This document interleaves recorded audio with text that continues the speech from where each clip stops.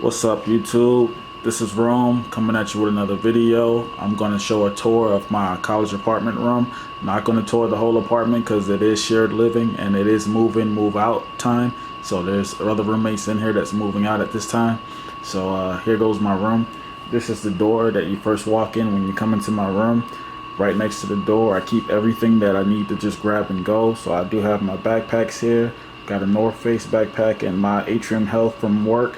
I do work in the medical field and I am going to school to be a PA. So above that I have my ID for work and I also have my keys, and then I keep a current schedule of my classes. This schedule is old, it's for last spring, but I don't need one for summer because we're online, and I'll put a new one for the next fall because we are going back. But you leave the door and then I have a trash can right here. I keep a trash can in my room because I try to live as independently as I can within my own space. Obviously it's a shared apartment, so I try to keep everything in here to where I don't have to go out unless I absolutely have to.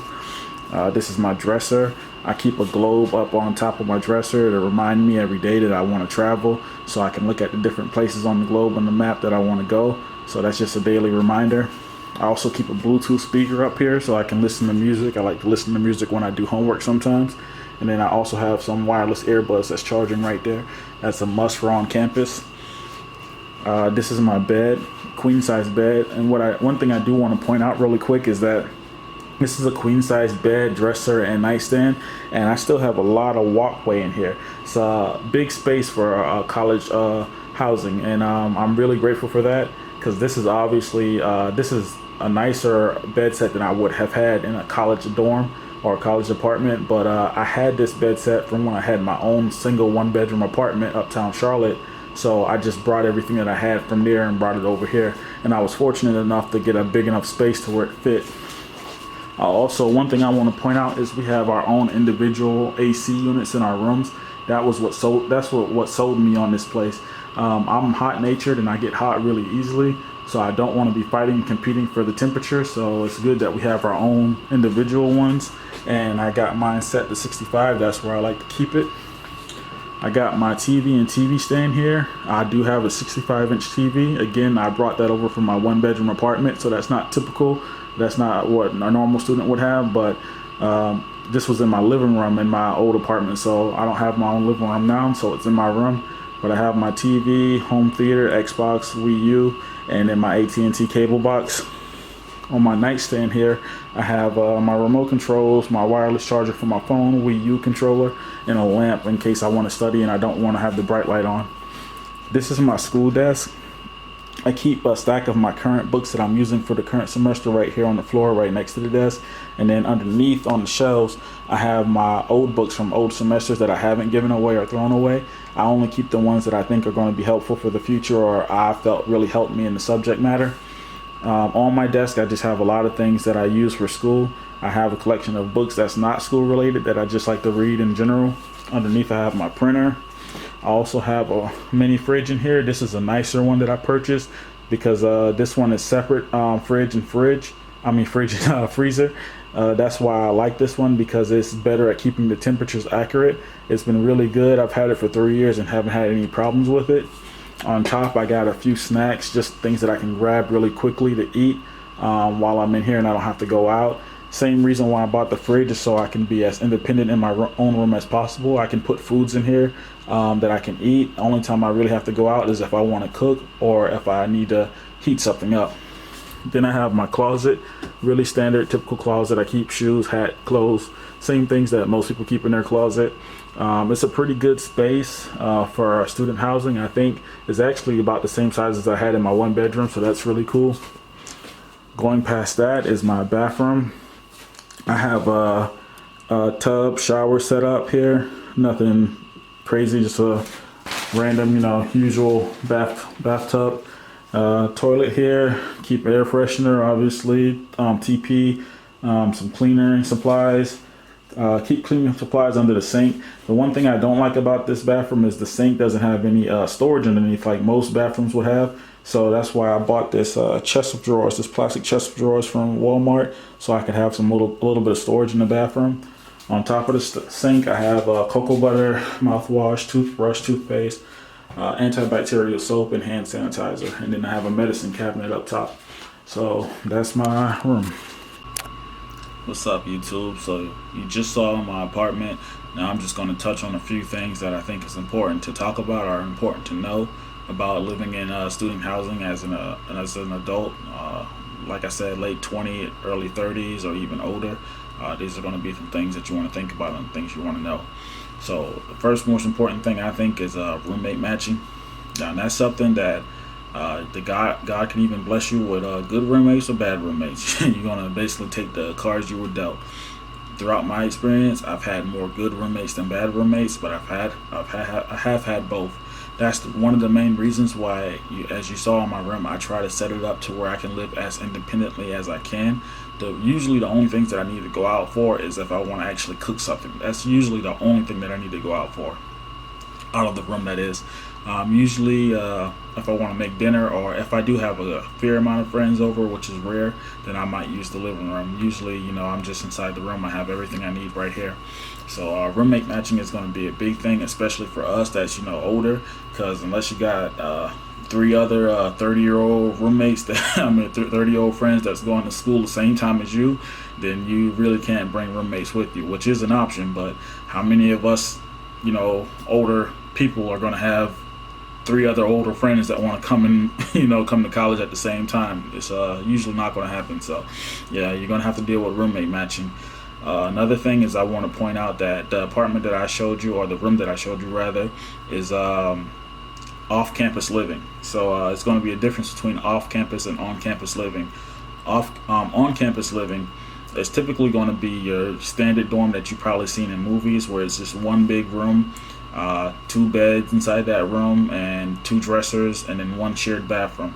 So it's basically one big room, and you both live in the same room. Basically, you got separate beds, but they're both in the same open space. You don't even have a closet. You just have 2 dressers that you have to make your clothes work out of that, and then you obviously share a bathroom. Now, for an older person, that's not gonna happen. That's a hell no. That's not gonna happen for somebody that's older. I cannot share a space like that. No. So yeah, more than likely, if you're 30 or 30 plus or whatever, you're going to want to live off campus. They do have some on campus where it's like a single bedroom, or even some similar to like this, but they typically cost more for the same thing on campus than off campus. And the obvious reason is proximity. You're going to be closer to your classrooms, closer to everything that the school has to offer, so obviously you're going to pay a price for that. So yeah, that's the difference between on campus and off campus in a nutshell.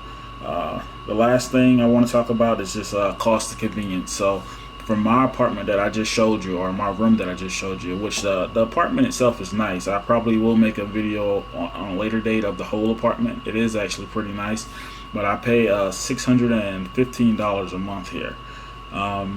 So like, if you notice from my last video, I said that 1 bedroom in Charlotte on the low end goes for about $600 to $700, or probably $600 to $750, $800, somewhere in that range, for a 1 bedroom on the low end in Charlotte. So as you can see, I don't pay much less than what somebody would pay for a 1 bedroom.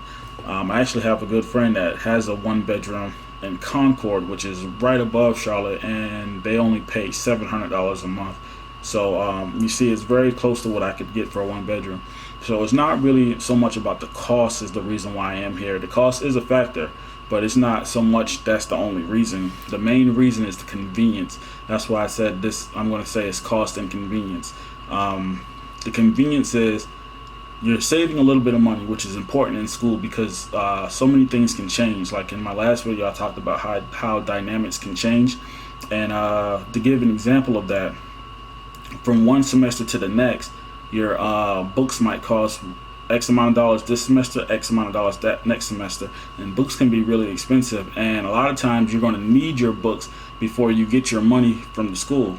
So a lot of times I have to pay for my books out of pocket, and so that's one thing that can change. Another thing that can change is you can have car trouble. Then now you got to foot that bill. See, a lot of things can change. This in everyday life, but when you're in school, it's important to not have things go out of control as much as possible, because stress plays a big factor in school. You want to relieve your stress and keep your stress level down as much as possible. That's very, very important. So the reason why I stay here and the reason why you might want to think about student housing if you're going back to school as an adult is because of the convenience. So not only do I save money, I'm also close to school, which is important because I work and go to school. So I'm very, very tired in the mornings when I have to go to school. So at least it's close by. I won't be showing up to class late, which is a really bad thing as well, and missing out on classes because I'm too tired to make it. It's right there. My school's literally 5 minutes from me. And like I said, another added convenience is I also get a shuttle that takes me there. So I don't even have to fully wake up to drive. A lot of times I wake up, I wash, throw something on, I'm eating breakfast as I'm walking to the shuttle, and then I get on the shuttle, and then they take me to class, and then I just walk to class. So I'm basically waking up as I'm going. I'm even eating on the way to the shuttle. So that's definitely a big convenience. So you save money, you live in close proximity. A lot of them are going to offer shuttles and different things, and then they also have really nice amenities. Usually the amenities in student housing are better than most apartment because they know that students, and we're young, we're active, we want to do things. So they're going to have a lot of different things. For example, here we got a volleyball, we have a gym, which is really nice. We have a pool, we have grilling out area, we got a study area, computer lounge, a lot of different things here for the amenities. So you are going to get some pretty nice amenities living on campus. Living in student housing. And also another convenience is we don't have to pay for utilities. So here, we get free internet. Well, it's not free, it's worked into your bill, but essentially free internet, free cable, and free water and electricity. The electricity, if we use more than the cap they give us, then we will have to pay for that. But typically we don't. It's only a few months that I can ever think of the whole time I've been in school that's ever happened. So it's rare. But that's just some things I wanted to touch on, things I wanted to talk about in case you're an older person and you're thinking about going to school, and if you might consider student housing. I highly recommend it, just because, like I said, relieving your stress is the best thing you can do, and that's what student housing definitely does. As you see from the amount that I pay and the amount that I said that you can get for one bedroom, I could afford a one bedroom if I wanted to. I typically pay my rent in one check, so I get paid bi-weekly, so I get a whole other check that I don't have to put towards rent. So I could use that extra money to be able to afford a one bedroom, but I'd just be closer to the top end of my budget, and it's just not smart being a student. So that's just some things I wanted to talk about and touch on. If you have any questions, leave them in the comment section below. Definitely give me a like and subscribe to my channel. Thanks for watching. Until next time.